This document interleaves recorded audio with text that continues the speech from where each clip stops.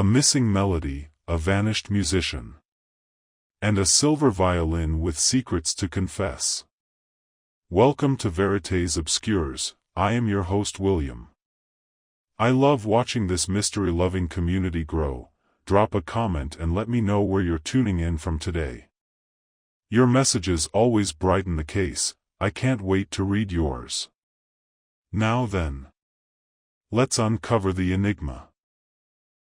The early summer sun had enveloped the village of Little Dunning in a golden haze, casting a soft glow over its cut-stone cottages and winding lanes. The day seemed almost too idyllic for anything unpleasant to occur. Mrs. Caroline Whitcomb, the headmistress of Highwood House and the village's self-proclaimed socialite, had spared no expense for her annual garden party. Lace-covered tables were laden with sponge cakes, scones, and cucumber sandwiches, along with carefully arranged bouquets of roses and peonies, which seemed to burst with color and fragrance. Guests had gathered on the lawn, teacups clinking and polite laughter punctuating the soft murmur of conversation. Colonel Phelps, retired from the army but still inclined to express his opinions openly, was telling anyone who would listen that this year's roses were overcultivated and lacked the wild charm of a well-tended garden. His wife, accustomed to ignoring him, sat demurely by the tea table, admiring the fine silver teapot, a family heirloom, polished to an almost blinding gleam. Among the crowd, Miss Jane Marple, dressed in her pale blue dress and smart hat, wore a discreet smile, her knitting needles clicking incessantly. She was not, by nature, one for grand events or social gatherings, but she had accepted Mrs. Whitcomb's invitation, partly out of kindness and partly out of curiosity. Such gatherings, Miss Marple often reflected, were like a window into people's true natures. The smallest gesture, the slightest frown, could reveal far more than words. "What a lovely day, Miss Marple," remarked young Annabel Gray, a pretty, anxious-looking girl of 19, her dark hair pinned up a little too tightly. "I do hope it doesn't rain." Miss Marple squinted. "Oh, I don't think so, dear. Days like this rarely end in a thunderstorm. You never know, do you?" A gleam in her eye made Annabel look at her strangely, as if wondering if she was really talking about the weather. The hum of conversation grew louder as a strange sound drifted across the lawn. A violin, played with haunting sweetness. Heads turned toward the west garden, where a young man stood on the terrace, playing the instrument with remarkable skill. Someone whispered, Julian Rivers, a visiting musician who had recently taken up residence at the Red Hart Inn. He had been invited by Mrs. Whitcomb herself, always keen to impress her guests with a touch of culture. "He plays beautifully," Mrs. Whitcomb said with a satisfied smile, as if the talent were her own. "A rare treat for all of us." But not everyone seemed delighted. A little to one side stood Mr. Arthur Draycott, the local lawyer known for his sharp tongue and even sharper business dealings. He was watching Julian Rivers, his eyes narrowed, his lips pursed. Miss Marple, noticing this, returned her attention to her knitting, though her ears were as alert as a cat's. It was when the last note died away, replaced by scattered applause, that the harmony of the afternoon was shattered. A shrill shriek rang out, Annabel's. The guests dropped their teacups and turned toward the rose garden, where Annabel stood pale as parchment, her hand clutched at her throat. At her feet lay a man, Arthur Draycott, his face turned to the ground, a dark stain spreading across the gravel beneath him. For a moment, there was silence. Then chaos erupted. "Good God!" cried Mrs. Whitcomb, fluttering like a hen in distress. "Oh, someone, do something." Colonel Phelps knelt by the body, muttering under his breath, but it was clear to all that Arthur Draycott was beyond redemption. The silver handle of a billhook jutted from his back, the blade embedded deeply. Miss Marple did not move immediately. Instead, she calmly tucked her knitting into her bag and stood, silently scanning the faces of those gathered in fear, shock, and sudden, instinctive stares. Human nature, she thought, was far more revealing than any discarded weapon. The peaceful garden party had transformed, in a matter of moments, into the scene of a terrible crime. Little Dunning, like many English villages, was a place where news traveled faster than cars. By the evening of the garden party, the shocking murder of Arthur Draycott had already passed through the densely packed social network like a ripple on still water, distorting as it spread. What had begun as a sunny afternoon, punctuated by fiddles and sponge cakes, had ended with blood on the gravel and a corpse among the roses. By 8 p.m. that evening, every telephone line in the village was buzzing. Mrs. Hargreaves, who ran the post office and had the sharpest ear in 3 counties, had already spoken to 5 neighbors and 2 first cousins. Mr.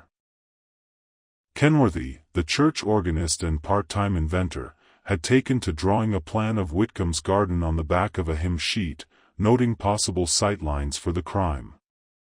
At the corner grocer's, speculation was served with the milk and eggs. "He was the musician, believe me," muttered old Mr. Simpkins, wagging a knobby finger as he adjusted his cap. "Strangers bring trouble, that's what I always say. Never trust a man with delicate hands." His wife, Mabel, frowned. But Arthur Draycott had enemies. He wasn't exactly liked, was he? That business about the Jessup son's will. People don't forget such things. Enemies, certainly, but not murderers. No one in this village would go that far, Simpkins huffed, then added darkly, though everyone has their limits, I suppose. This phrase, "everyone has their limits," was repeated almost word for word at the vicarage, where Reverend Felton and his wife received an endless stream of unexpected visitors under the pretext of sharing their shock and grief. "It's dreadful, truly dreadful," sighed Mrs. Felton, pouring another cup of Earl Grey for Mrs. Edgecombe, who was sitting stiffly on the sofa. "You never expect such things here." "You never expect them, but perhaps you should," replied Mrs. Edgecombe.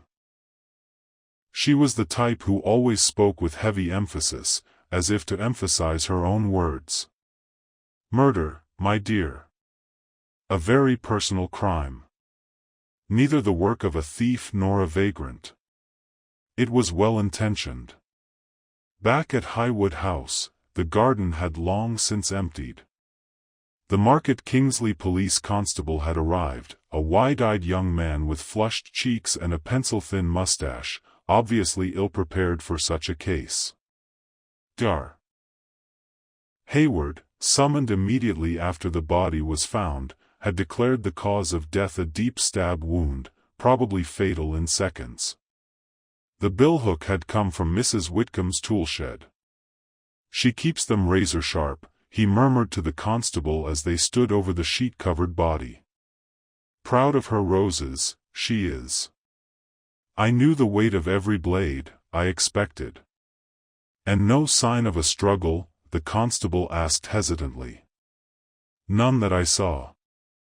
A clean wound. Very deliberate." As the evening drew to a close, Miss Marple, having quietly returned to her ivy-covered cottage, sipped a modest glass of sherry and gazed thoughtfully out of the window. She didn't write notes or speak her thoughts aloud. Years of observation had trained her to let suspicions come to her naturally, wrapping themselves around the people she knew like threads in a tapestry.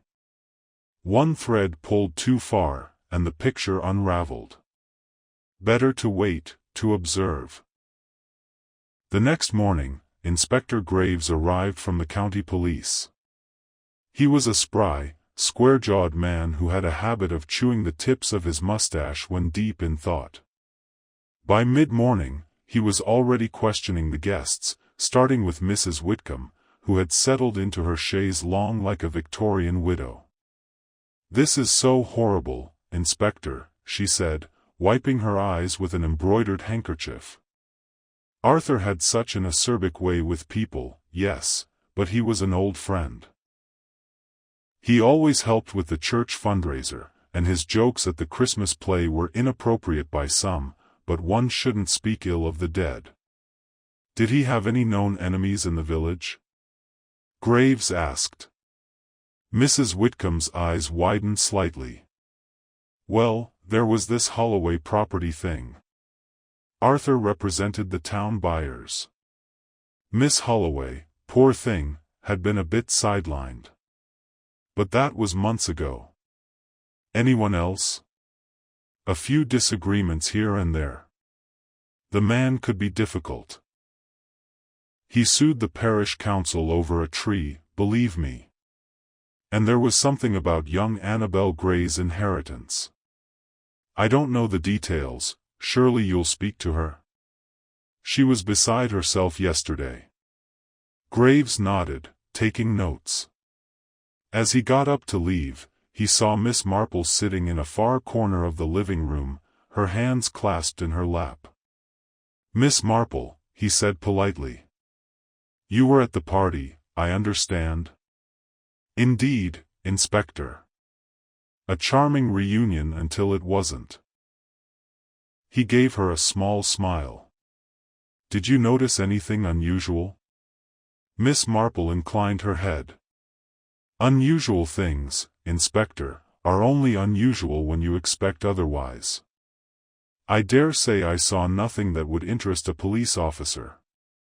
But I did notice that Mr. Draycott was having his tea alone and seemed very preoccupied with the violinist. Jealousy, perhaps.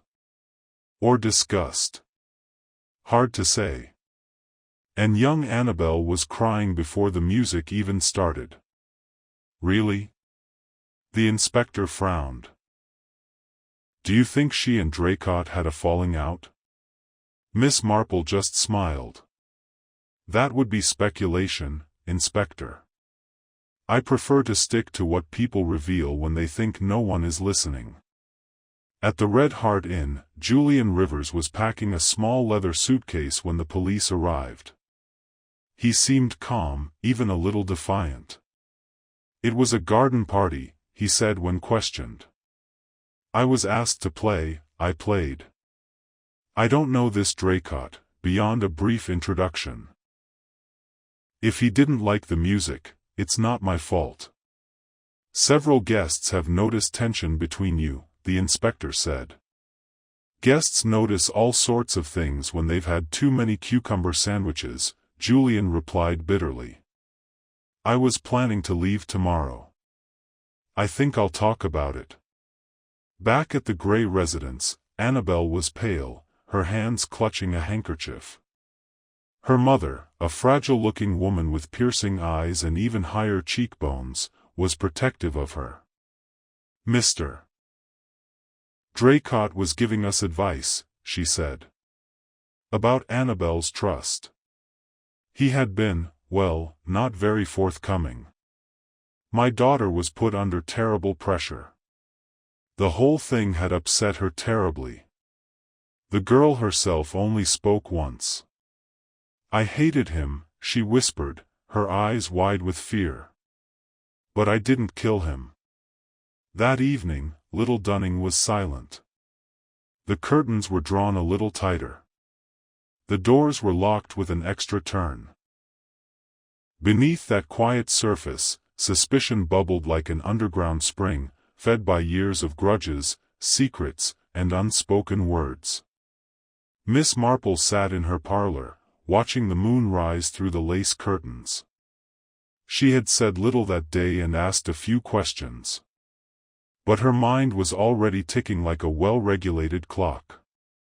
She knew people and knew that in a village like Little Dunning, every face had two expressions, the one it showed and the one it hid. She would wait and listen. Sooner or later, someone would slip away. The next morning, the air in Little Dunning was thick with tension. The early morning mist hung low on the hedges and chimneys, as if the village itself had drawn a shawl around its shoulders.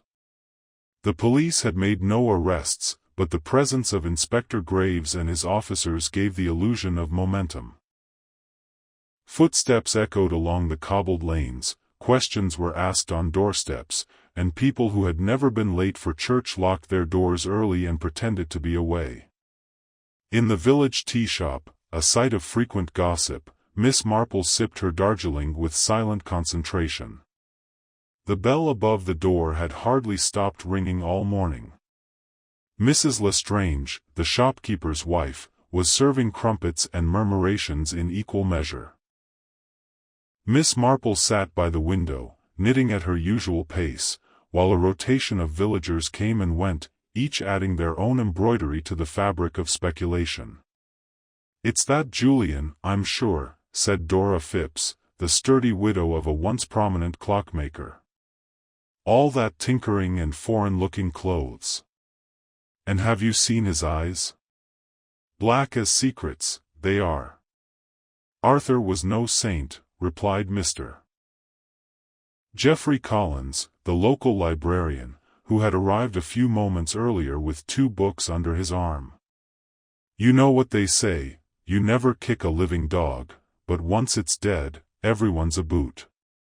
"That's not what the saying goes," sniffed Dora, "but I know what you mean. Being disagreeable doesn't deserve a knife in the back." "No," Collins said thoughtfully. "But being involved in other people's money raises the stakes." Miss Marple said nothing. She had already noticed that Annabel Gray hadn't returned to the tea shop since the party. Neither had her mother. That was already telling. People of their social standing don't avoid public appearances without reason. Especially when the reason might resemble guilt. By mid-afternoon, Inspector Graves had set up a temporary post in the back room of the vicarage, transforming the modest space into a makeshift office. Reverend Felton, though supportive, seemed increasingly harassed by the comings and goings of Graves and his agents. "You will understand," Graves told her, "that we need a place nearby. These first few hours are important. Motives, alibis, impressions, best seized immediately." Of course," replied Reverend Felton, but his gaze drifted to the rows of marbles now replaced by stacks of notes. Graves had already spoken at length to several of the garden party attendees, but none had offered him anything more useful than conjecture. Mrs. Edgecombe had seen Draycott drinking lemonade.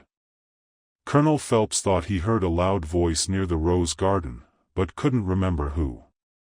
Miss Holloway, still bitter about losing her family home, stated bluntly that she was surprised it hadn't happened sooner. But no one had seen the moment of the murder.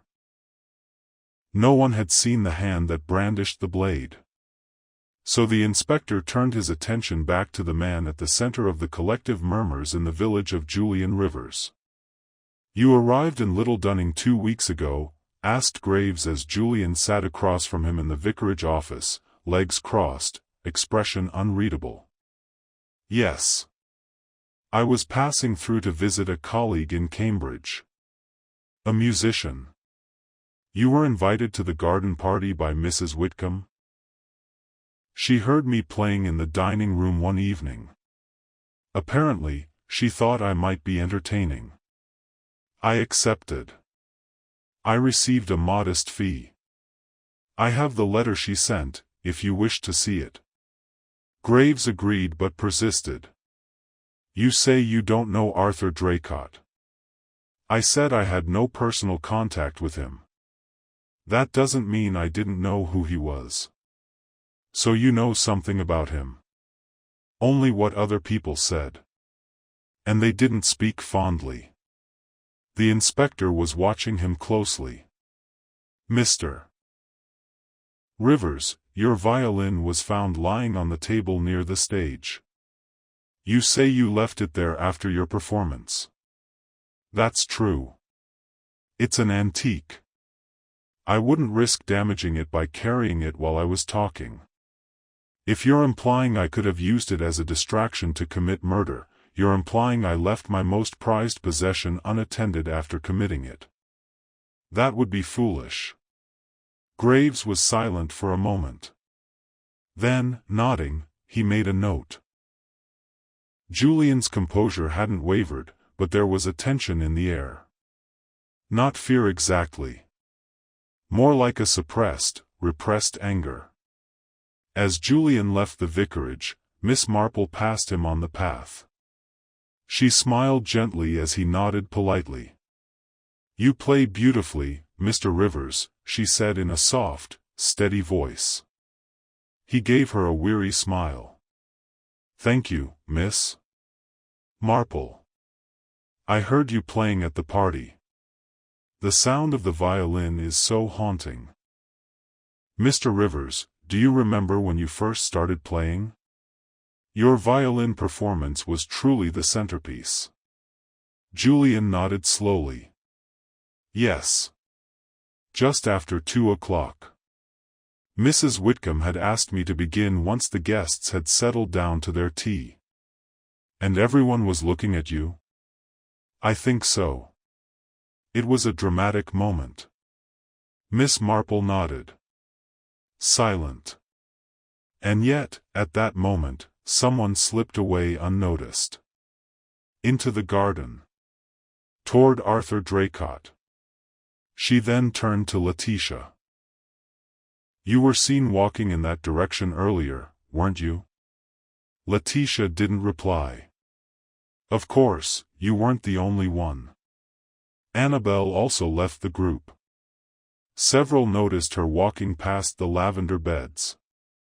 Annabelle's eyes widened. "Yes. I did it. But no, I just wanted to run away. It was horrible." He had said things. Her mother put her hand on her shoulder, but Miss Marple continued calmly. "No one had seen the fatal act. That much is clear. But the murder weapon, the billhook from Mrs. Whitcomb's shed, hadn't been taken into the garden, it was already there." Mrs. Whitcomb looked surprised. "But I always keep them in the shed." "Indeed," Miss Marple agreed. "And there's quite a distance between the shed and the garden. So whoever used it must have known it was there, ready, clean, and sharp. Someone with a knack for gardening. Someone who often visited your garden." Letitia looked down at her clasped hands. Miss Marple turned to Julian. "And you, Mr. Rivers, had your suitcase. Did you know there was a document hidden in the lining?" Julian looked stunned. "I had no idea." "It was placed there during the party," Miss Marple continued. "By someone who wanted to frame you. The suitcase was close to the scene. Conveniently located. Easy to use." She sipped her tea, letting her words linger. "But the real killer," she said softly, "was not Mr. Rivers. Nor Annabelle. Nor even Letitia. Not directly." The table was silent now. Only the birds chirping in the hedges. "No," said Miss Marple, turning her eyes to Mrs. Whitcomb. "The real killer was using a staged cover. He was using diversion. And knew precisely how to move without being seen." Mrs. Whitcomb blinked. "Miss Marple, I certainly don't think you were the only one," Miss Marple continued, who was not questioned thoroughly. "You organized the party.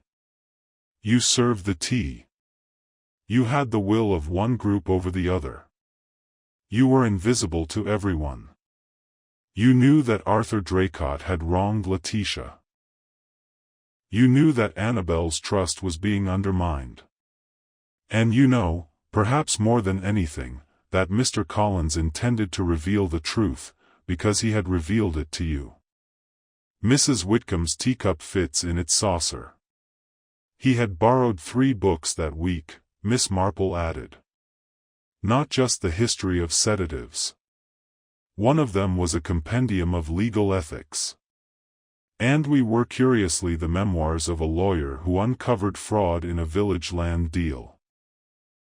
He told me it reminded him of something here, Letitia said suddenly. Her voice was flat. He said there were recurring patterns.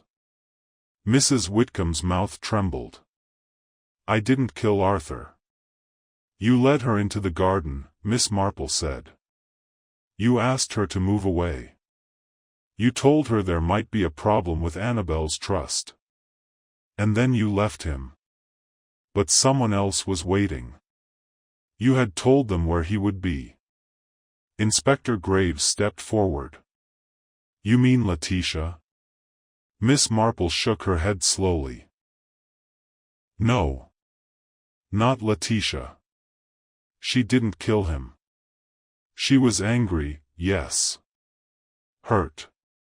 But the blow wasn't hers. She looked back at Annabel. Your mother, my dear. Mrs. Gray gasped loudly. That's an abject suggestion.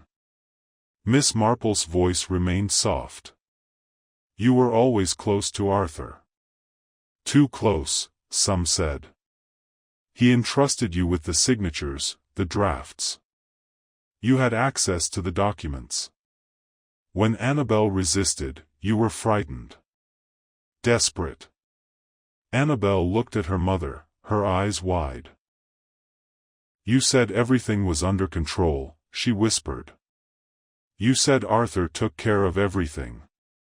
I was trying to protect us, Mrs. Gray said sharply.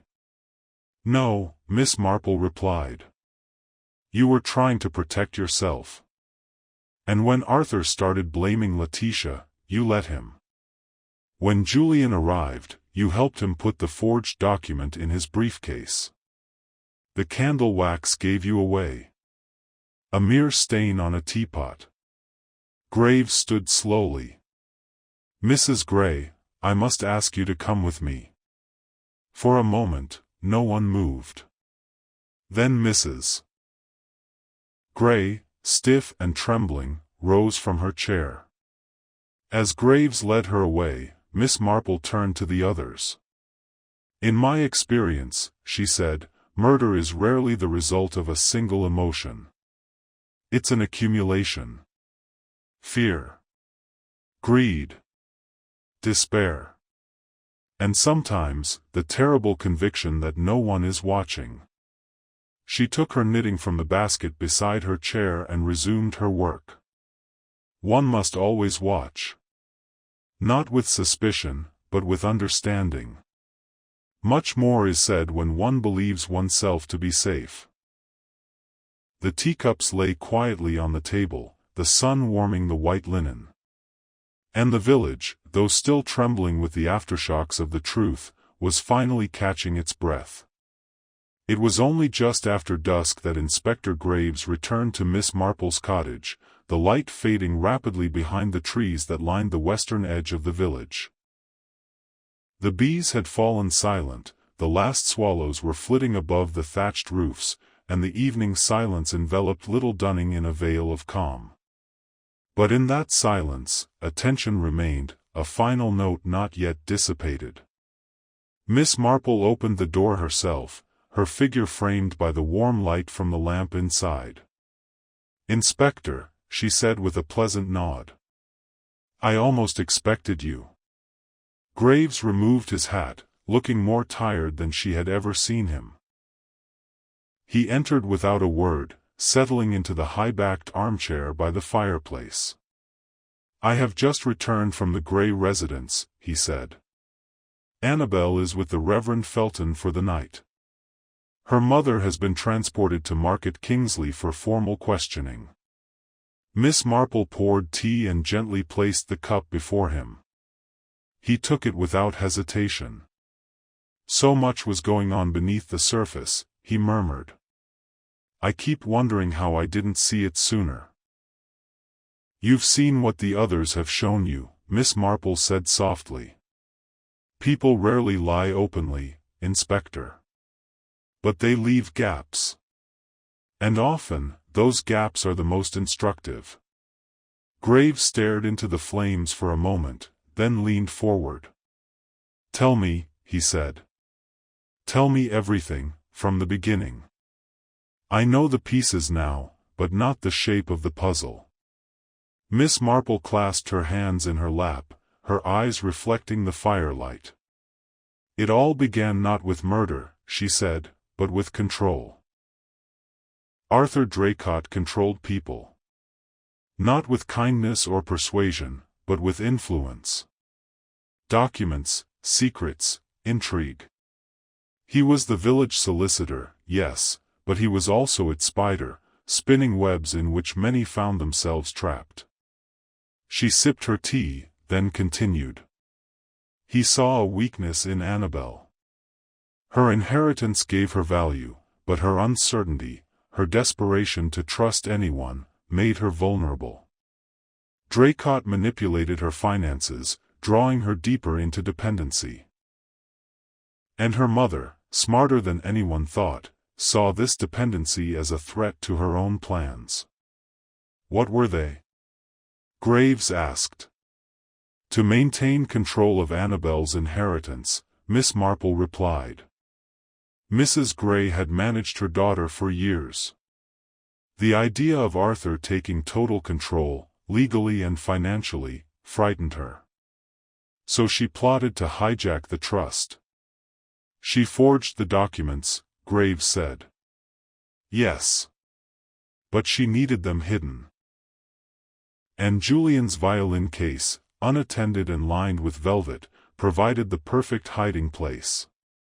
She placed them there during the performance, with no one watching. All eyes were on the music." Graves nodded slowly. "But how could the murder have happened?" Mrs. Gray had learned that Arthur was about to expose the fraud, Miss Marple continued. She knew he was no longer an ally, but a liability. She feared he would ruin her and her daughter. So she planned to remove him. She had used Letitia, Graves explained. Manipulating might be more accurate, Miss Marple added. She knew Letitia's long-standing anger. It wasn't difficult to stir it up further, insinuating that Arthur had boasted about selling the family home for personal gain, perhaps even suggesting that he had never intended to honor their private agreement to review the matter. Graves frowned. But Letitia didn't kill him. No. She walked away. She couldn't bring herself to. But Mrs. Gray followed her. Discreetly. With the pruning shears she had taken from the shed earlier and hidden under a garden cushion, she stabbed Arthur quickly, cleanly. A single wound. The gesture masked any noise. Graves was silent for a moment. And the second death? Mr. Collins? Miss Marple glanced down briefly. Geoffrey Collins discovered the forgery. He had seen Mrs. Gray slip the document into Julian's suitcase. At first, he wasn't sure exactly what he had witnessed. But after the murder, the pieces fell into place. He borrowed the book on sedatives, not for its roses, but because Mrs. Gray had asked him curious questions about the chemical properties, shelf life, and disguise. He began to suspect the extent of her involvement. And she knew it? She suspected he was watching her. She may have confronted him. Or perhaps he had confronted her. We may never know. But her note was genuine. He felt guilty for having arrived too late, for having remained silent when he should have spoken. Graves leaned back, exhaling slowly. And Letitia? She had seen it coming, Miss Marple said softly. Perhaps not the murder, but the ruin. She had asked Draycott to reconsider the sale of his estate. He had agreed, perhaps sincerely, perhaps not. But when he died, the truth died with him. And with it, his chance of recovering anything. Graves stood, his hands on the back of his chair. "You have reenacted a tragedy," he said. "More than a crime. And yet the village will consider it solved." Miss Marple stood as well. "That is how villages survive, Inspector. They need things solved. Even on the surface." He looked at her, gratitude in his eyes. "You have done more than the law could." "I simply noticed," she replied with a modest smile. "I noticed what others choose to ignore." Later that evening, after the inspector had left and the lamplight had dimly hung on, Miss Marple sat back in her chair. She resumed her knitting, the needles clicking softly as the fire crackled gently. Outside, the village was exhilarated. No more sirens. No more footsteps in the night. Just the steady rhythm of life returning to its narrow lanes and rose-fringed cottages. But Miss Marple knew that such a return was never complete. Behind the trembling curtains and polite smiles, people carried their truths. Carried the weight of silence. She knew that even in the quietest corners, the human heart could beat with love or hate. She hadn't judged them. It wasn't her place. She had only observed. And in observing, she had seen. For perhaps that, more than anything, was Miss Marple's gift, not intelligence or bravado, but observation. Implacable, unwavering, kind, and exacting. Outside her window, the last glimmers of daylight gave way to the stars. And in the small village of Little Dunning, peace returned. But not innocence. That had vanished the moment Arthur Draycott fell among the roses. The days following the resolution of Arthur Draycott's murder passed like the unveiling of a heavy curtain. Little Dunning, once buffeted by speculation and fear, resumed its natural rhythm. The shops reopened with a lighter atmosphere. The children returned to their games in the meadow behind the church. Even the weather, as if inspired by the mood of the village, softened into a succession of clear, dry mornings and calm, golden evenings. But it was no longer the same. The illusion of undiminished peace had been shattered, and although the villagers had resumed their lives with felt joy, an invisible line had been drawn at the heart of the community between what had happened and what had been revealed. Mrs. Gray had not yet been tried, but the facts were no longer in dispute. She remained in Market Kingsley, under formal charge, her future uncertain. It was said that she spent her days in silence, neither proclaiming her innocence nor offering any explanation. A lawyer had been appointed, and court proceedings were scheduled before the end of the summer. Annabel Gray, freed from her mother's shadow, was taken in by Reverend Felton and his wife, convinced that a refuge from shame must be offered. Annabel herself remained silent, hesitant in conversation, her voice carrying the tremor of someone becoming aware of her own fragility. Yet signs of strength returned her raised chin and a spontaneous smile. The village had not turned against her. On the contrary, a protective feeling now enveloped her, as if her grief had awakened a long-dormant compassion. Julian Rivers, cleared of all suspicion, chose not to linger.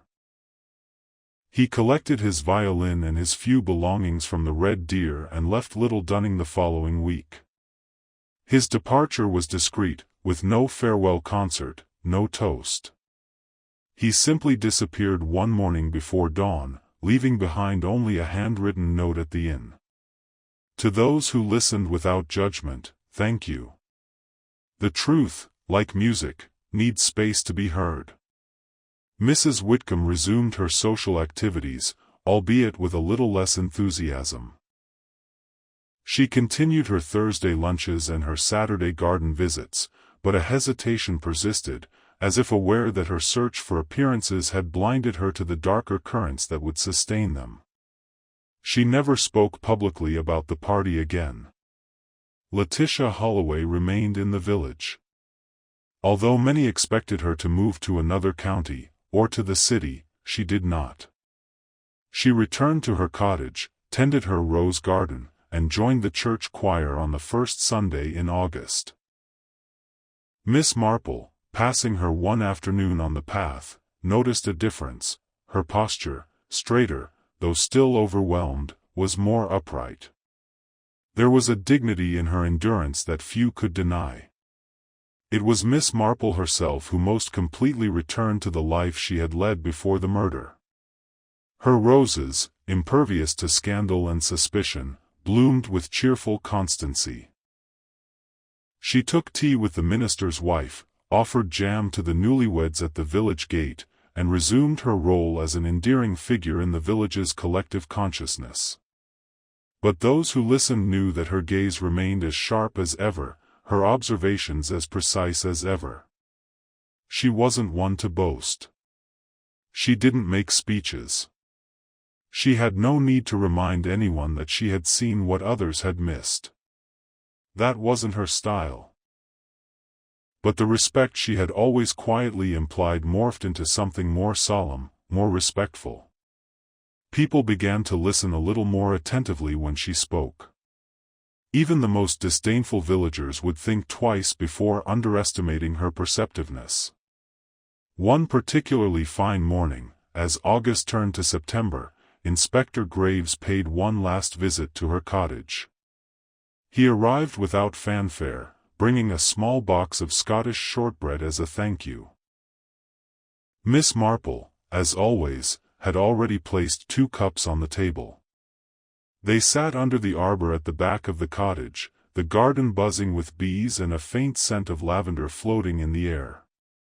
"All is quiet now," Graves said. "For the moment, at least." Miss Marple nodded. "It's the nature of things. The calm follows the storm, but never quite the same as before." He broke off a piece of shortbread and examined it thoughtfully. "I've worked on cases for years," he said. "But what's happened here has changed the way I look at people. You look at a place like Little Dunning and think it's all so simple. But it isn't. People keep things buried. Resentment. Grief. Shame. They've lived side by side for decades, smiling, nodding, yet keeping their secrets." Miss Marple sipped her tea. "Quite so," she said.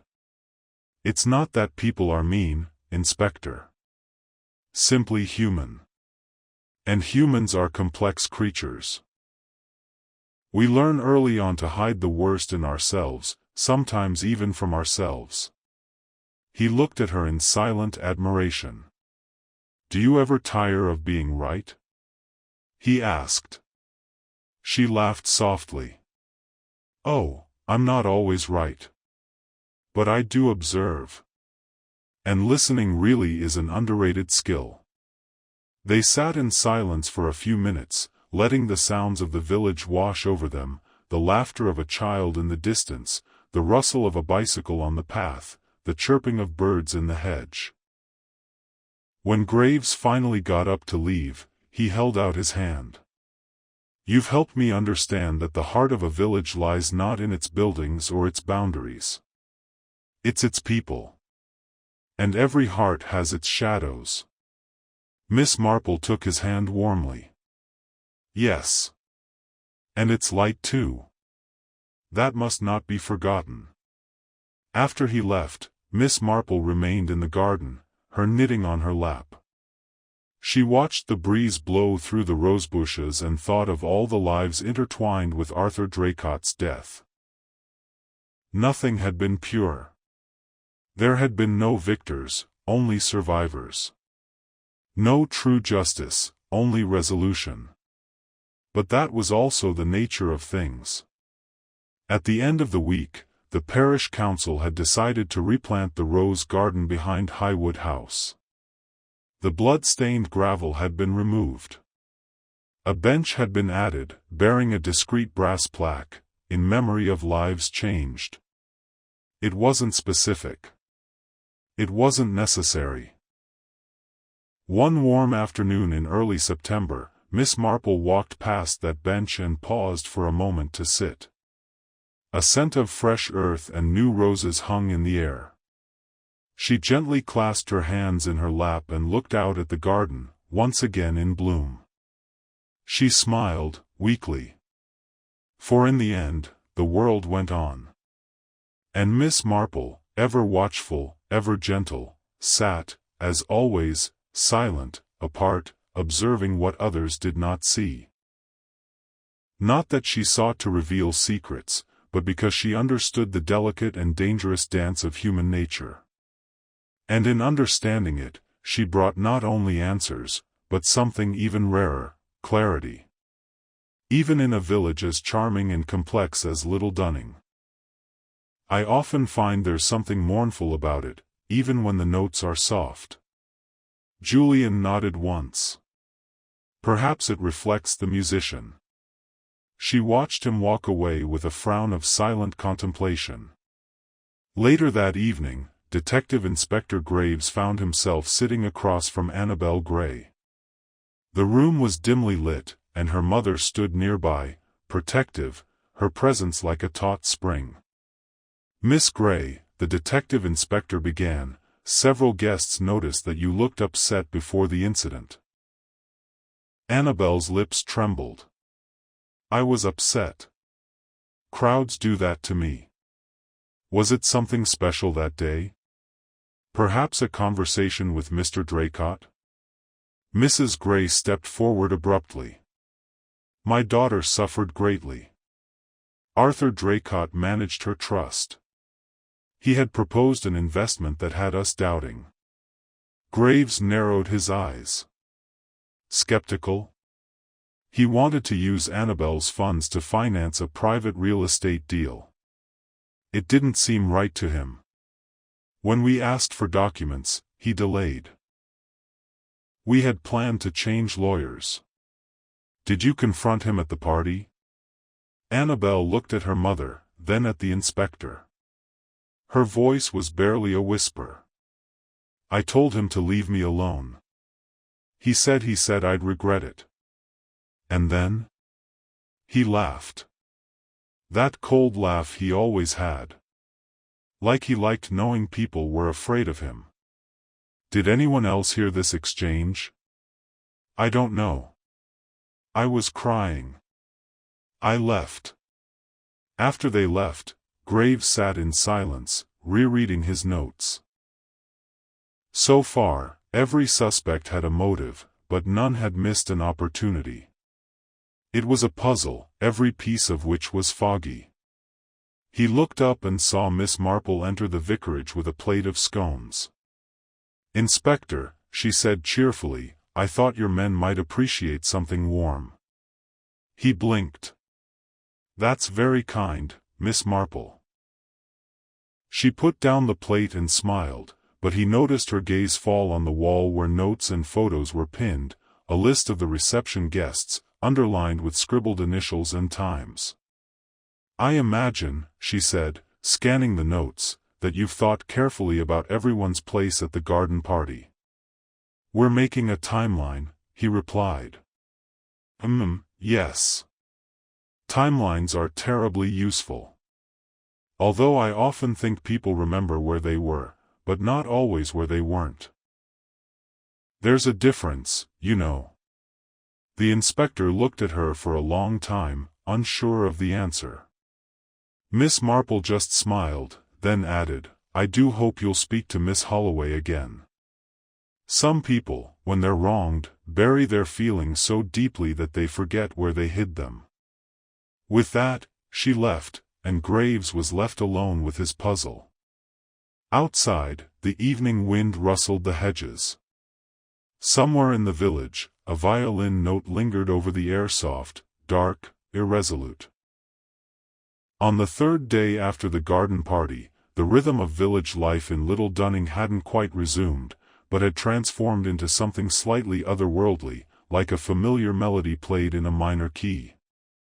The shops were opening as usual, the minister was delivering his morning sermon on the radio, and the mail was arriving with its steady, dull thud through mailboxes.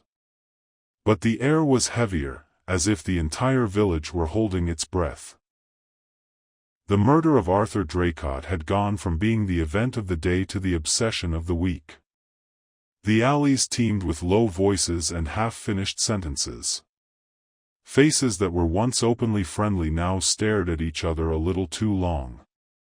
Those who had always walked their dogs past Highwood House were suddenly choosing other routes. At the vicarage, Inspector Graves had begun rounding up what he called persons of primary interest. To the villagers, that meant suspects.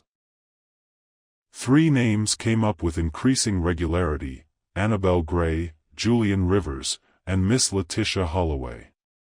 Each had a motive. Each had a connection to Draycott that was far from pleasant. And, as Graves knew from experience, each had their defenders. "You're wasting your time with Annabel," said Mrs. Edgecombe, sipping tea in Graves' borrowed study. "The poor girl looks as if she could barely step on an ant. She's not in it for it. Not the murderous type." "People surprise us," Graves replied dryly. "Especially the ones we think we understand." He had already taken a second statement from Julian Rivers, and the musician's tone had noticeably changed. Where he had responded coldly, there was now a hint of bite in his voice, a concern Graves found familiar. The kind of anxiety that arises not from guilt, but from being watched. "I told you everything," Julian said, crossing his arms. "I fiddled. I chatted. I drank a glass of lemonade. Then that girl screamed and suddenly we're all suspects." "You were standing only 10 meters from where the body was found," Graves reminded him. "I was surrounded by half the village. Am I the only one who no longer has an alibi?" Graves ignored the barb. "You and Draycott exchanged glances several times during the party." "Hostile glances?" Julian narrowed his eyes. "You must be a connoisseur of glances. Did you know he had dealings with Annabel Gray? Financial ones?" Julian hesitated, just for a moment, but long enough for Graves to notice. "She mentioned it. In passing. You and Miss Gray were close?" "I enjoyed her company. It's not really a crime." Graves sat back down. "Do you know why she cried before your performance?" Julian stood, brushing invisible dust from his coat. "Because Arthur Draycott loved power. He used it cruelly. I suspect he said something unforgivable. I also suspect she wasn't the only one he treated like that. It wasn't an admission. It wasn't even an outright denial. But it was enough to keep Julian on the list." Across the lawn at Holloway Cottage, Miss Letitia Holloway stood in her rose garden, clipping the faded blossoms with impeccable efficiency. She was a woman of 55, with the bearing of a Roman statue, weathered but unyielding. Inspector Graves waited until she had finished one rose before greeting him. "Inspector," she said. "Back? I was hoping you'd tell me more about Mr. Draycott." "What can I say? He orchestrated the sale of the family home. Legal, yes. Decent? No. Did you call out to him at the garden party?" Letitia paused. "I spoke to her. I don't remember raising my voice, if that's what you're asking." "What did you say?" "That the house was infested with ghosts now. They don't like new people." Graves blinked. "Was that a threat?" "Only if you believe in ghosts, Inspector." Later, In the cozy comfort of the Red Stag Inn, Miss Marple sat with a cup of tea on her knee, listening without interruption as Mrs. Simpkins described in detail the imaginary criminal minds of the village. My Mabel said it was the musician, and she was rarely wrong. Strangers, and I mean no offense to Miss Marple, have a way of looking guilty even when they're breathing. I think he's from Bristol, Miss Marple said gently. Well, in substance, the same. Miss Marple smiled politely, but her thoughts were elsewhere. Her instincts, finely honed by years of observation, told her that Inspector Graves was being guided, subtly but surely, towards a convenient answer.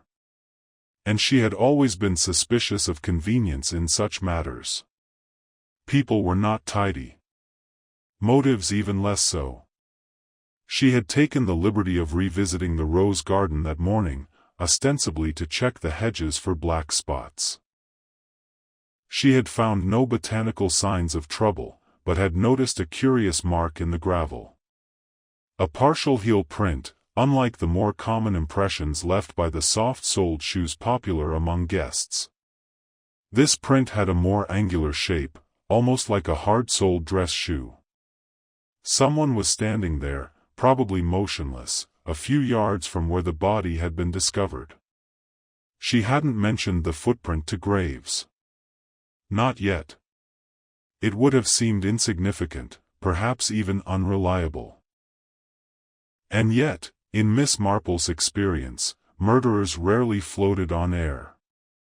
They left traces.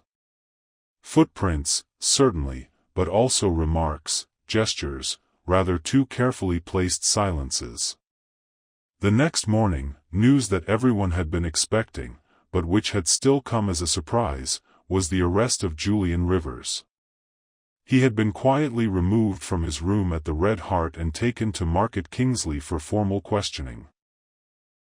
The violinist had protested, angrily of course, loudly, but the murmurs that followed carried more weight than any denial. He was always odd, Dora Phipps muttered. He'd come here alone, hadn't he? Mr. Simpkins added. That says a lot.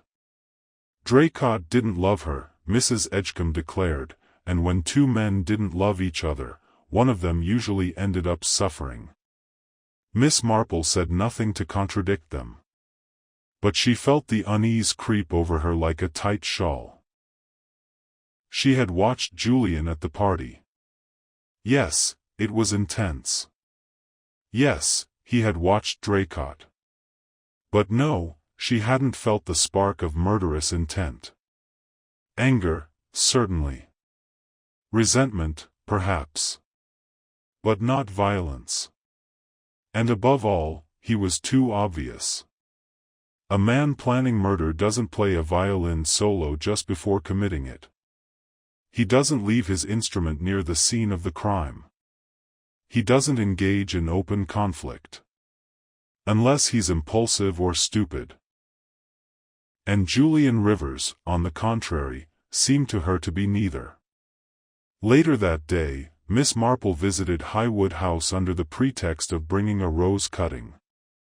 Mrs. Whitcomb, still fragile after the trauma, received her in the parlour. "How kind of you, Miss Marple," she said, patting her coiffed hair. "Arthur would have loved that rose. He loved white flowers." Miss Marple smiled gently. "Did he often spend time in the garden?" "Oh yes. He used to walk the paths between the beds, always with a small notebook." She said it helped him think. "And was he alone that day, before the incident?" Mrs. Whitcomb hesitated. "He moved away soon after Julian began to play. She said the music gave him a headache." "Did he say where he was going?" "No, but I assumed towards the rose beds. He often lingered." Miss Marple paused. "And was there anything unusual about his violin playing?" Ms. Whitcomb sniffed. "Well, it was quite intense. Magnificent, but a little theatrical. I noticed that several people were turning to look. Even Colonel Phelps put his cookie.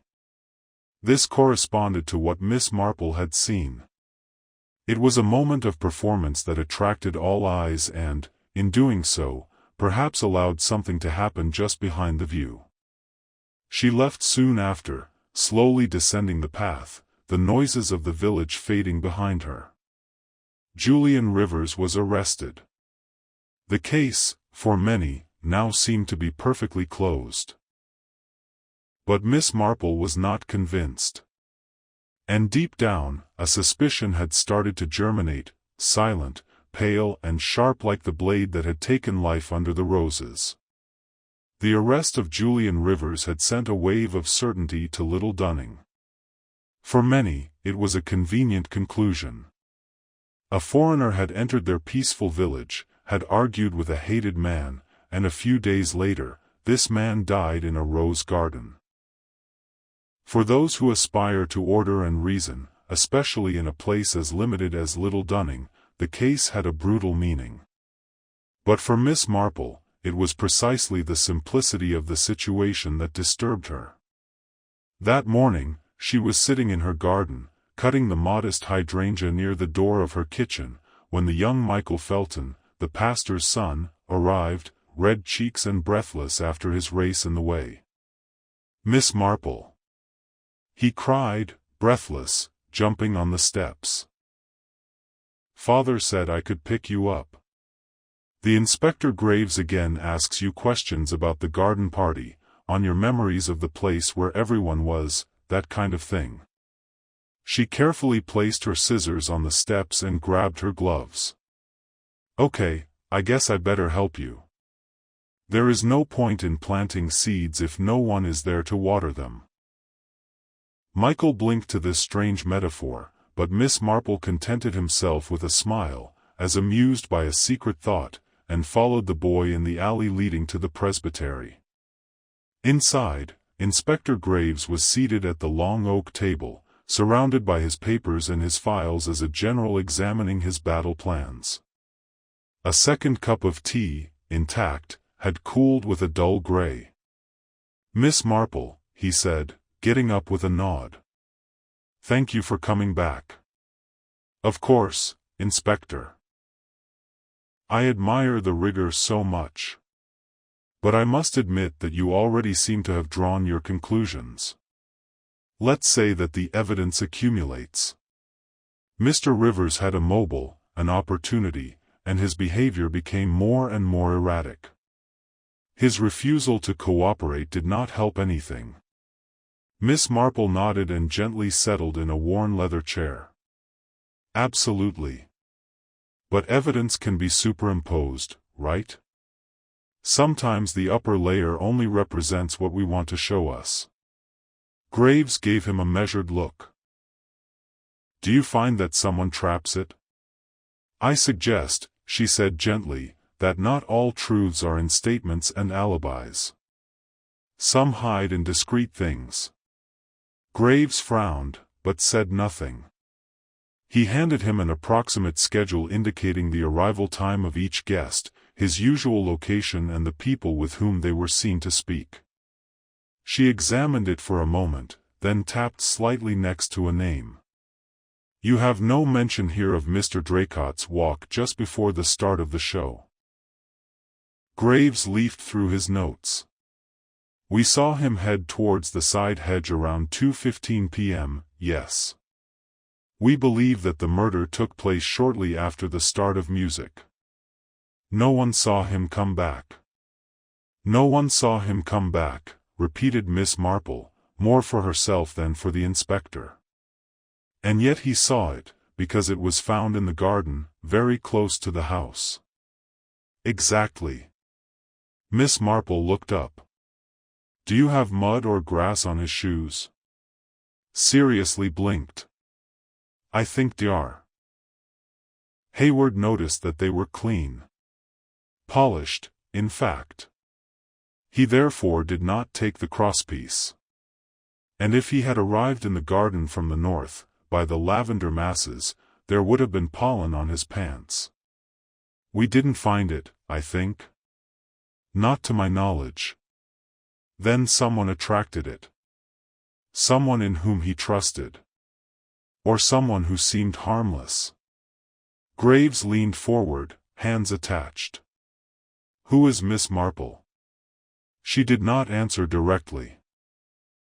Instead, she asked you to go back to the cleaning lady, Elsie. She said that she served drinks in the kitchen during the performance. And did we steal something in the kitchen? Graves shook her head. Without her notice. However, the back door was ajar. We thought she had simply exploded. But perhaps she had left her deliberately. Graves leaned back. You think the killer went through the kitchen to be seen? Possible. Whitcomb, flattered as always by this attention, made her enter the living room with the enthusiastic energy of a hostess in search of distraction. You have to forgive the disorder, she said with annoyance, although the house was still as impeccable. The men of the inspector have already come twice. I really hope everything will be resolved soon. What a shadow on the village. Miss Marple nodded with compassion. And poor Julian Rivers, so suspected. I imagine that it must make everyone uncomfortable. Mrs. Whitcomb had a little tense smile. Well, yes. Although maybe not surprising. We hear things, Miss Marple. About his temperament. Of his debts. Indeed. But such things do not always lead to murder. They remained seated for a moment, silent, the tic-tac of the parquet clock marking time. Miss Marple glanced at the buffet where a collection of silver cutlery shone under a lace table runner. Can I ask you for a glass of water? She suddenly asked. I find this warmth very drying. Of course, said Miss Whitcomb, getting up immediately and heading for the kitchen. Miss Marple takes the opportunity to get up in turn. She advanced cautiously towards the fireplace and examined the framed photograph, slightly as long as an old portrait of Mr. Whitcomb, which had disappeared for 10 years. Below, on a small table, was a familiar object, the garden party silver teapot. Polished at will, but with a small spot near the beak. Miss Marple leaned slightly closer. Not a fingerprint, no. A slight trace of something darker. Could it be wax? When Mrs. Whitcomb returned, a glass in hand, Miss Marple resumed her place without a word about the teapot. You have such a beautiful house, she said kindly. And such beautiful things. Miss Whitcomb radiated. Oh, I'm trying. Arthur said that I had the most beautiful dishes in the county. He was always very attracted to old silverware. Miss Smile Marple did not weaken. But internally, the wire tightened. Back at her cottage, she removed her gloves, sat down near the fire and opened her notebook, a small modest notebook with a sweet blue cover. On a page, she had scribbled and Draycott had returned to the garden without being seen. Why? Someone went to the kitchen. Silver testers of the wax traces? Julian is too visible. And below, she highlighted something she had written the day before, almost distractedly when Annabel was crying before the music began. Who had seen Draycott last? Who would like people to look away?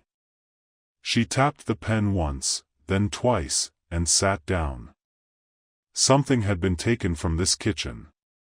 Not a knife. Not something easier to transport. Something that no one would miss any time. Like a small round candle. The type used to soften the waterproofing wax. The genre that could explain a weak brand of money. Or serve soften something else like glue, or a seal, or his pleated eyes. The violin affair. Tomorrow she will ask to see him. Not the violin. The case. Not all clues came in great gestures. Some came in things that people do not notice because someone had made sure that it would not. On the 6th day, immobility at Little Dunning had started to crack. Not obviously, not with open cries or slammed doors, but with subtle signs. Miss Marple has always looked at accelerated markets, looks that persisted a second too long and looks that ended a little too quickly. The village was worried and the discomfort had always been a way to loosen the secrets of cracks. The word had spread, as always does in such places, which Miss Marple had called to the inspector and another to Mrs. Whitcomb. What had been discussed was unknown, but the hypotheses had filled the gap. Some thought she was helping the investigation, others whispered that she could resolve it completely. "Mark my words," martaid Mrs. Simpkins to her neighbor while suspending washing, "that Marple woman sees more than she leaves it. She could say who was guilty simply while looking at you butter your toast." She looked at everyone, whispered to her neighbor. Even children. To date, Julian Rivers has remained in detention in Market Kingsley, not yet loaded but certainly owned. The presence of the violinist had gone from curious to controversial to, now, absent. His room at Red Hart had been searched and sealed. His violin, put into service by the police, had not left Miss Marple's thoughts. And so, that morning, she went towards the output of the constabulary by the village, a small building nestled next to a disused forge. The gendarme Braithwaite, a nervous young man with the complexion of the coagulated cream, held behind the desk. "Hello, gendarme," she says gently.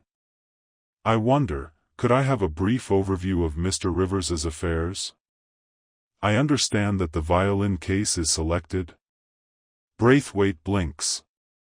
"I am not sure that it is authorized, Miss Marple." "Oh, of course, I understand, scroll. But maybe if I only observe? I have a particular interest in old instruments. My cousin's son played the cello for the Royal Academy. Apparently it was quite convincing." With hesitant steps, Braithwaite led her to the small detention room and pointed out a shelf where the violin rested. It was made of black leather, brought to the corners and fixed with brass clasps. Miss Marple approached slowly. She did not touch her. But she leaned, her eyes narrowing slightly. "Can I ask," noted, "has anyone opened the case because it was stored here?" The inspector said Braithwaite. He checked the hidden compartments. Nothing inside except the instrument and a colic. "Ah. But the link says, he mentions it. Lining, mademoiselle? The inner velvet. It looks slightly puffy, just in that spot." She pointed with a gloved finger to the inner lid, where the red velvet had a slight bulge beneath the surface. "Would it be possible to undo the seam?" she asked. Braithwaite, completely flustered, took a small penknife and carefully lifted the edge. Beneath the velvet was a tightly folded piece of waxed paper. He opened it, revealing a thin piece of what looked like a page torn from a legal document. They contemplated it in silence. Miss Marple's gaze flicked to the constable. "It's a trust agreement," she said quietly. "And it appears to bear the name Annabel Gray." Braithwaite cleared his throat. "I'd better show this to Inspector Graves." Miss Marple nodded. "Yes, I rather think you should." Back in the village, Miss Letitia Holloway stood at the gate of her modest cottage, talking with Annabel Gray. The two women were rarely seen together, which made their exchange all the more curious. Miss Marple watched them from across the lawn. Letitia's face was stern, her arms crossed, while Annabel's hands fluttered like frightened birds. Miss Marple approached slowly. "Ladies," she said with her usual gentleness. What a lovely morning for a chat. Letitia stiffened. Annabel looked away. Miss Marple, Letitia said neutrally. We're just finishing up. Of course, Miss Marple replied, smiling. I was just admiring the lavender. It always grows better on this side of the village, don't you think? Annabel nodded distractedly. Miss Marple watched the girl closely. Her skin, already pale, seemed to have lost even more color. Her eyes were red. Fear enveloped her like perfume. Miss Gray, Miss Marple said softly, I hope you're taking care of yourself. The strain of such events can be unforgiving. I'm fine, Annabel said too quickly. Letitia cut in. She has enough questions, Miss Marple. Don't you agree? Miss Marple smiled, unperturbed. Oh, I quite agree. Sometimes questions only confuse things. It's the answers that can be dangerous. She turned and walked slowly away, letting her words settle like dust behind her. That afternoon, Inspector Graves visited Miss Marple's cottage. He carefully held the slip of paper in a sealed envelope. It's a transfer clause, he said, pacing his heart. Signed by Arthur Draycott, a few days before the party. It transfers Annabel's trust to a brand new holding company. Which we believe to be fictitious. She asked. Shell Company. The address leads nowhere. It's a fraud, pure and simple. And the motive, she murmured. Graves stopped. You think Annabel killed him to stop him? Miss Marple tilted her head. I think she was desperate. But I'm not sure she landed the blow. You see, despair often draws others into its orbit. Especially those who feel guilty. Graves frowned. You suspect someone else of acting on her behalf? Perhaps. Or perhaps someone saw an opportunity to silence a man who had wronged more than one person. She stood up and went to the fireplace, where a small china armchair stood beside an old gardening book. Tell me, Inspector, she said, did anyone think to ask who brought Julian Rivers to the party? Mrs. Whitcomb had invited him. Yes. But she didn't know him. She had heard him play and sent the invitation, but who had pointed him out? Who had said he was worth hearing? Graves blinked. I don't know. Miss Marple turned slowly. Letitia Holloway. He stared at her. She had been seen talking to him at the Red Hart 2 days before the party, she continued. She had told Mrs. Whitcomb that he was charming, a fine musician, and just the sort of young man who might bring a little culture to the village festivities. Mrs. Whitcomb had told me so herself, rather proudly. Graves said nothing, thinking. And she watched him, Miss Marple added. She watched him as if waiting. That evening, Miss Marple took a slow walk in front of Holloway Cottage. Lights shone dimly behind lace curtains. The garden was silent. She paused by the gate, gazing at the rose beds that were just beginning to fade. The petals, she thought, were always the first to fall. But it was the thorns that lingered the longest. Inside, Miss Holloway stood at her window, watching the elderly figure pass under the fading sky. Behind her, hidden in a wooden drawer, was a letter. A rough draft, unsigned. In it, Arthur Draycott promised to reconsider the sale of the Holloway estate. He hinted at improprieties. He proposed a private meeting. And at the bottom, scrawled in Draycott's hand, were the words Letitia, don't mess up. The letter would never be sent. The petals were falling. And Miss Marple knew that the roots of this murder ran deeper than most cared to believe. It was late July, and the sun lingered each evening over Little Dunning, casting a golden light through the hedges and illuminating the cobbled lanes with a gentle warmth. Yet the fine weather did little to lift the villagers' spirits. On the contrary, the quiet beauty of the season only heightened the lingering tension. Julian Rivers's arrest, though not yet formalized by charges, was still the talk of every household. The discovery of the forged trust agreement had heightened suspicion surrounding Annabel Gray and added a sinister undertone to Arthur Draycott's already bitter actions. And yet, despite the motive circling like crows above the village, something refused to click. Miss Marple, always content to let others chase shadows while she followed the trail of human behavior, sensed a change. Like the moment before a thunderstorm, when the air holds its breath. And the storm came that Thursday morning. Mrs. Hargreaves, postmistress and self-appointed recorder of the village's history, discovered the body.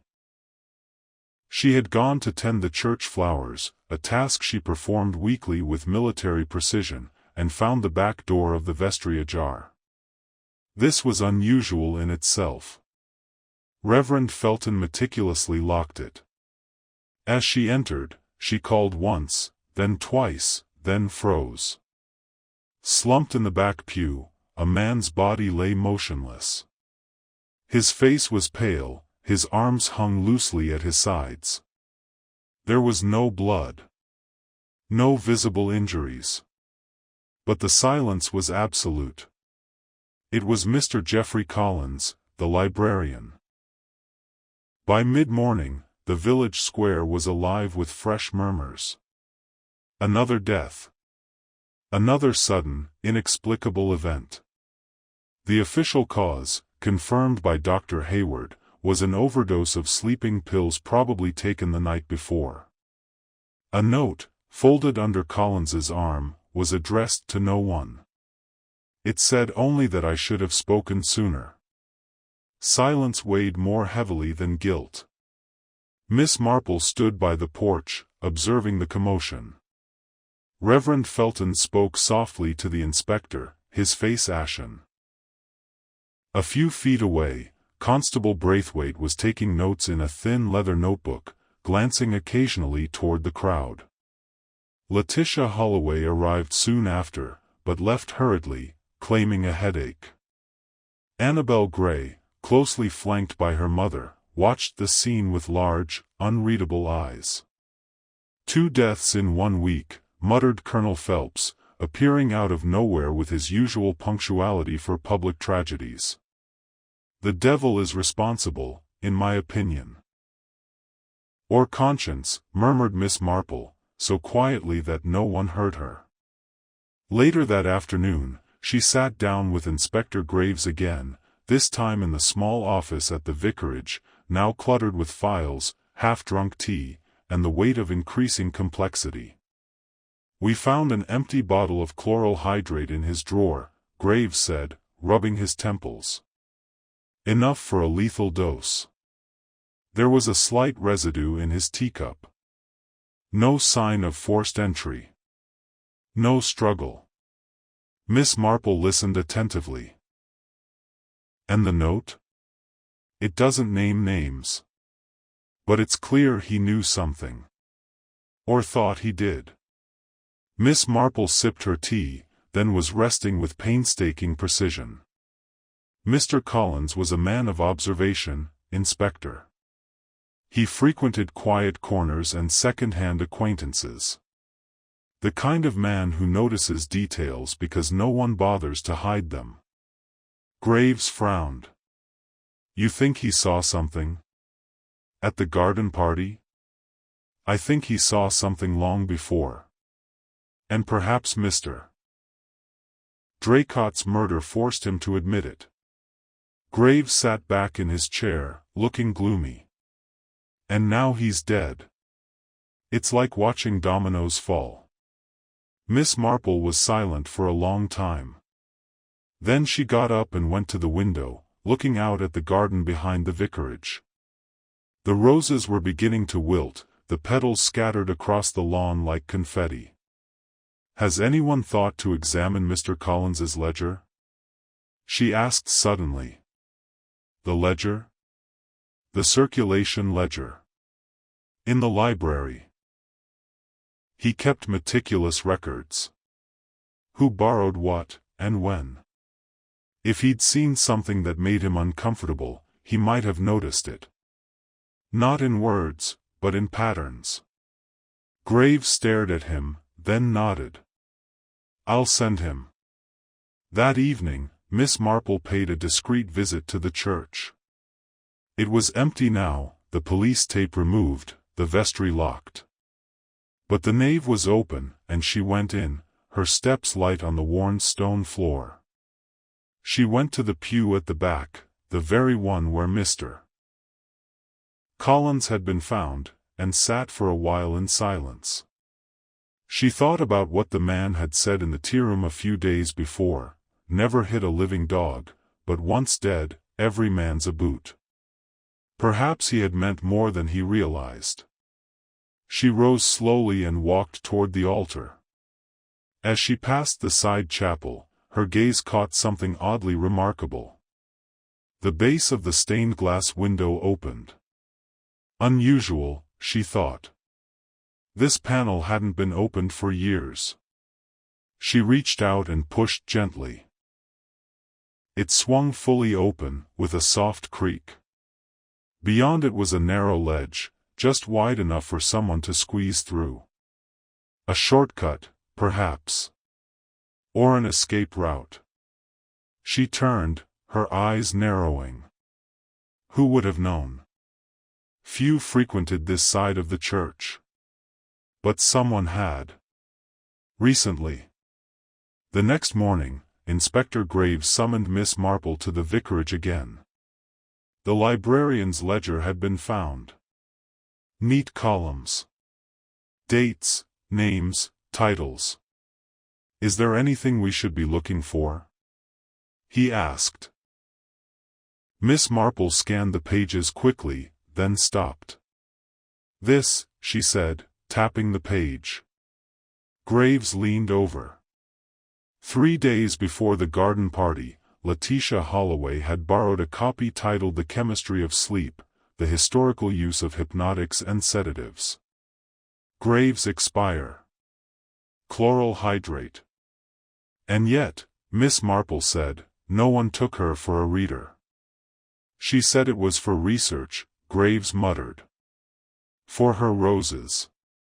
Something about sleeping sprays for pests. Miss Marple gave him a look. She always hated Arthur, he said after a while. But the librarian? Maybe he knew too much. Or maybe he confronted her. There's a difference between guilt and panic, Inspector.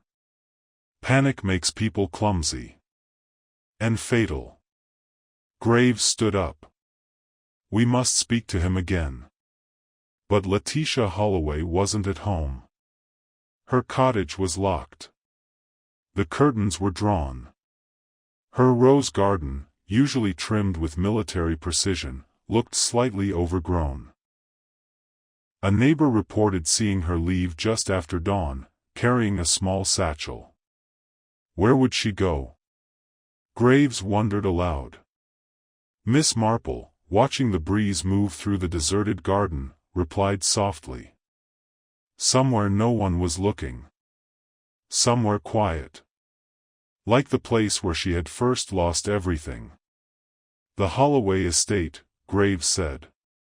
It had been sold years before. But the old hunting lodge still stood at its edge, abandoned, in ruins. The new owners had not yet demolished it. When they arrived, dusk was beginning to fall. A single candle flickered in the lodge's window. Letitia Holloway sat inside, as still as a statue, an open book on her knees. She didn't startle when the door creaked, and didn't look up when Inspector Graves stepped forward. I suppose you've come to arrest me, she said. "No, Miss Holloway," he replied. "Not yet." She turned at the words. Slowly. Her face was lined not with fear, but with grief. "I only wanted him to see," she said. To see what he had done. And Miss Marple, standing silently behind the inspector, understood in that instant that Arthur Draycott's murder had never been just about money. It had been about pride. About loss. About the deep pain of injustice and the unbearable silence that follows. But not all silences stay buried. Some speak louder than words. Letitia Holloway was not arrested that night. Inspector Graves, to his credit, understood that guilt was a fragile thing, not just a legal weight, but a psychological tremor. The kind that could break a person slowly or burst open all at once. Letizia hadn't confessed, not entirely. She had offered an admission of deep, consuming grief, but not of murder. She was brought back to Little Dunning under discreet guard, installed in the vicarage's guest room for the time being. No charges had been filed. Not yet. Graves wanted more. Miss Marple, however, wanted something else, the whole truth, unhurried and unhurried. The village, ignorant of the case, remained steeped in speculation. For most, Mr. Collins's death was a sad aside, an unfortunate coincidence. Julian Rivers's arrest remained the most obvious solution. The whispers at the Red Stag Inn had resumed their rhythm, that of stranger, temperament, fiddle. The details had changed, but the refrain remained the same. Miss Marple knew that wasn't the case. She had always known. But knowing and proving were two different things. So she arranged one last conversation. It was a Sunday afternoon, bright and strangely cheerful, the kind of weather that betrayed the gravity of the preceding days. Miss Marple had invited a few people to tea in her garden, Annabel Gray and her mother, Inspector Graves, Mrs. Whitcomb, Letitia Holloway, and, at his request, Julian Rivers, recently released on bail. His presence had been arranged discreetly and without notice.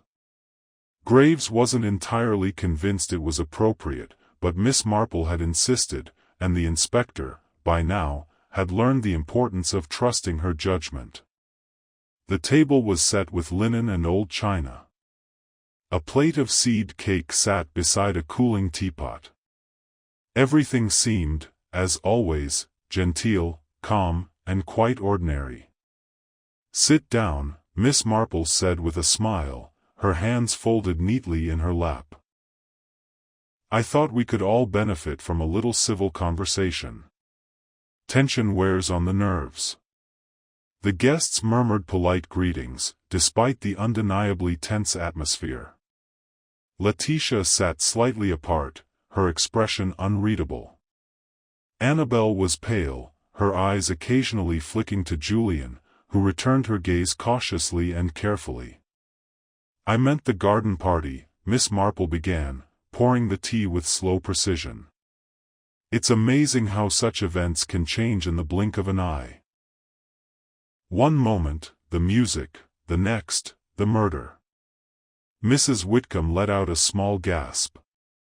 "Must I put it so directly?" "I find euphemisms tend to muddy the facts," Miss Marple replied gently. "And facts are rather useful in clarifying things." She turned to Julian.